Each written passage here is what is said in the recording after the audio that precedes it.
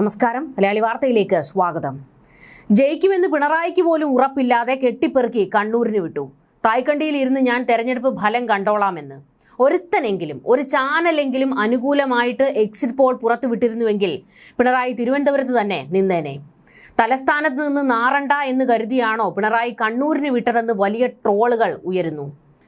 ആരുടെയൊക്കെ exit poll ഫലം പിണറായിക്കെതിരായാലും ഒരാളുടെ എക്സിറ്റ് പോള് പിണറായിക്ക് അനുകൂലമാണ്. വേറെ ആരുടെയാണ്? വെള്ളാപ്പള്ളി നടേശന്റെ.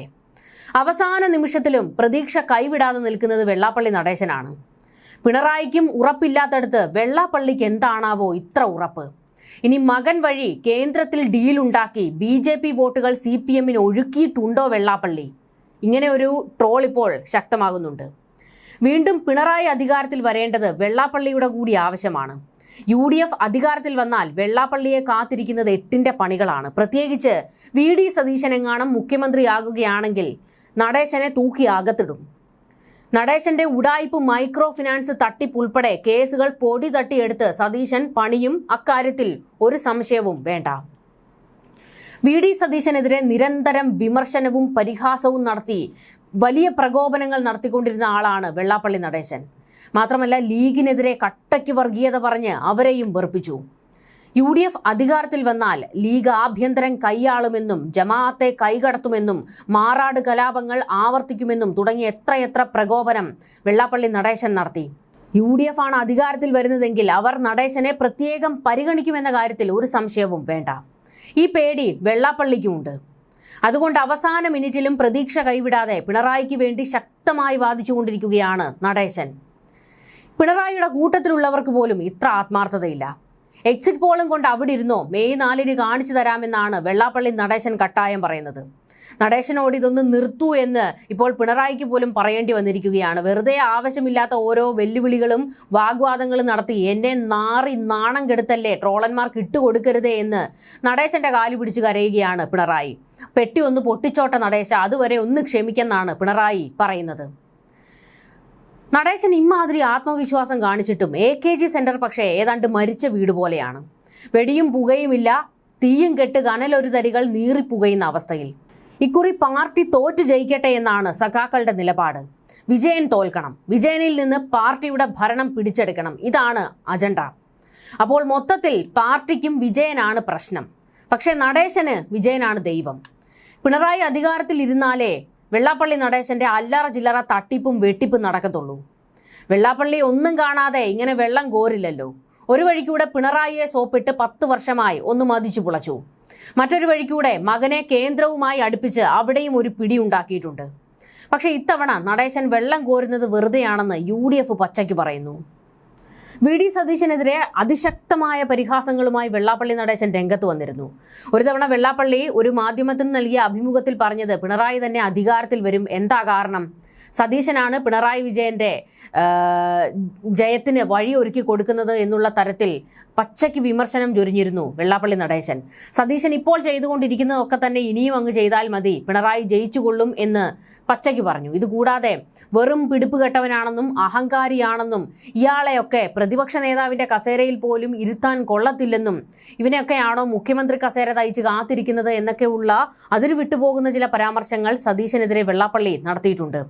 ഇയാൾക്കൊന്നും കൂടുതൽ മറുപടി കൊടുക്കാൻ ഞാനില്ല എന്ന് പറഞ്ഞുകൊണ്ട് വെള്ളാപ്പള്ളിയെ ഒറ്റ വരിയിൽ വിമർശിച്ച് നിർത്തുന്ന സതീശനെയും നമ്മൾ കണ്ടിട്ടുണ്ട്. അതുകൊണ്ട് തന്നെ സതീശനാണ് മുഖ്യമന്ത്രി കസേരയിൽ ഇരിക്കുന്നതെങ്കിൽ വെള്ളാപ്പള്ളിക്ക് അടിയോടടിയായിരിക്കും കിട്ടാൻ പോകുന്നത്.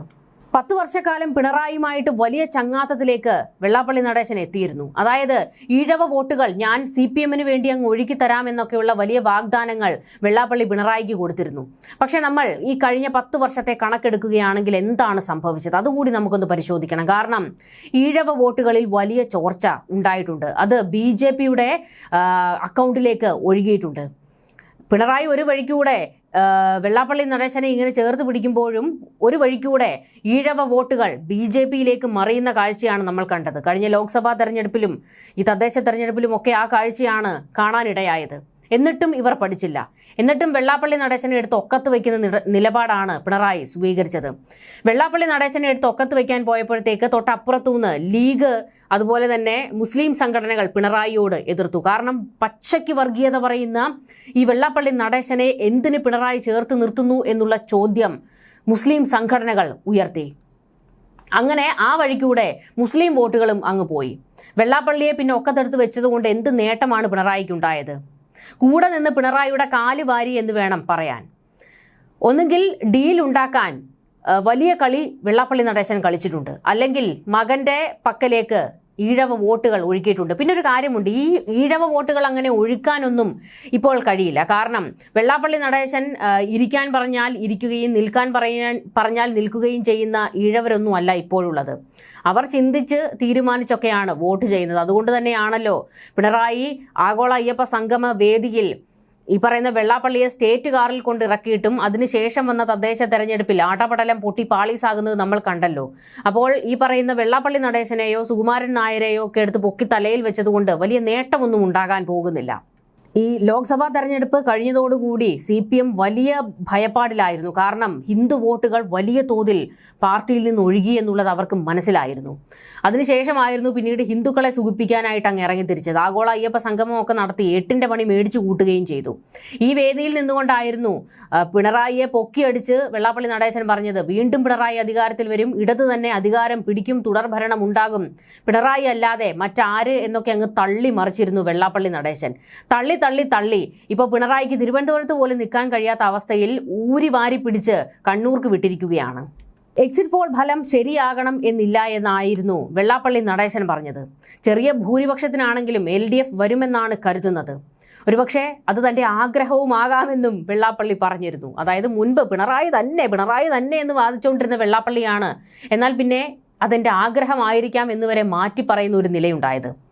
കോൺഗ്രസ് മുഖ്യമന്ത്രി ആരാകണമെന്ന് ലീഗ് പറയരുതായിരുന്നു. UDF ഭരണത്തിലെത്തിയാൽ ഭരണം നിയന്ത്രിക്കുക ലീഗായിരിക്കും.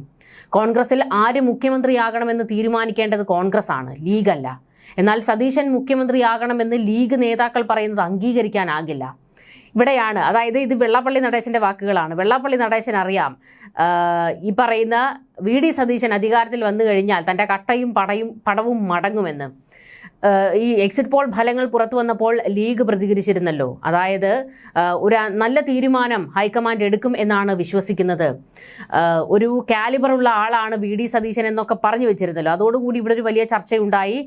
VD സതീശൻ മുഖ്യമന്ത്രിയാകുന്നതിനെ ലീഗ് അംഗീകരിക്കുന്നു എന്നുള്ള തരത്തിൽ. ഇതിനെ വിമർശിച്ചുകൊണ്ടായിരുന്നു വെള്ളാപ്പള്ളി നടേശൻ പറഞ്ഞത്, കോൺഗ്രസിന്റെ മുഖ്യമന്ത്രി ആരാകണമെന്ന് ലീഗ് തീരുമാനിക്കേണ്ട, അത് കോൺഗ്രസ് പറയട്ടെ എന്ന്. മുഖ്യമന്ത്രി സ്ഥാനത്തിനായി കോൺഗ്രസ് നേതാക്കൾ ഹോമവും തുലാഭാരവും നടത്തി പരവശരായി നടക്കുകയാണെന്ന് വെള്ളാപ്പള്ളി പരിഹസിക്കുകയും ചെയ്തു. ലീഗിന്റെ മുഖ്യമന്ത്രി വന്നാലും അത്ഭുതപ്പെടാനില്ല. ജനാധിപത്യം തോൽക്കുകയും മതാധിപത്യം ജയിക്കുകയുമാണ് ചെയ്യുന്നത്. LDF അണികൾ തെരഞ്ഞെടുപ്പിൽ സജീവമായിരുന്നില്ല. 10 വർഷത്തെ ഭരണത്തിന്റെ ആലസ്യമുണ്ടായിരുന്നു. BJP കൂടുതൽ വോട്ടുകൾ നേടുമെന്നാണ് കരുതുന്നത്. ഇത് രണ്ട് മുന്നണിക്കും ദോഷം ചെയ്യും. UDF അധികാരത്തിൽ വരരുത് എന്നാണ് ആഗ്രഹം. അതുകൊണ്ട് UDF മുഖ്യമന്ത്രി ആരാകണമെന്ന് പറയുന്നില്ല. പിണറായി വിജയൻ ഒരു ശുദ്ധനാണെന്നും എന്നാൽ മുഖ്യമന്ത്രിയുടെ ഓഫീസ് ശരിയല്ല എന്നും വെള്ളാപ്പള്ളി നടേശൻ പറഞ്ഞു.